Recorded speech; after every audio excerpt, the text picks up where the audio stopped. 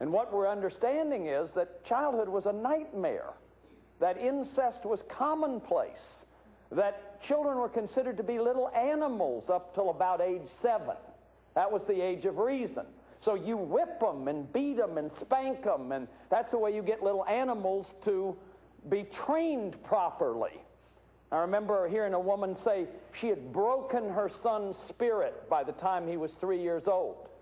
This guy was this apathetic, passive-aggressive, alcoholic, who had had all the life beaten out of him, literally. So we're really beginning to understand that these rules reached their apex at Nuremberg.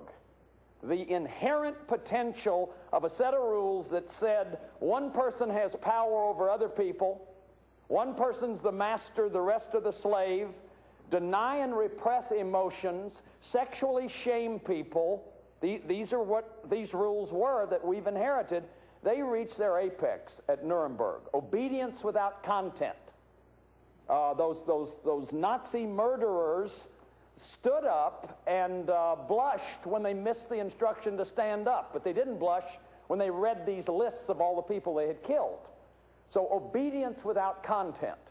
So I believe that everybody's carrying what I call the spiritual wound. And the spiritual wound is that everybody needs to be loved for the very one they are. You need to be loved for the very one you are. There's nobody like you. There never has been anyone like you. There never will be anyone like you again. So we need to be loved for the very one we are. When we're not loved for our I am who I am, we're spiritually wounded. When Moses went to the bush, he said, "What's your name?" In the theophany of the burning bush, God said, "I am who I am." Every human being needs to be I am who I am. The second I tell you, "What are you laughing about?" There's nothing to laugh about. "What are you crying about?" There's nothing to cry about. Don't you ever raise your voice to me again.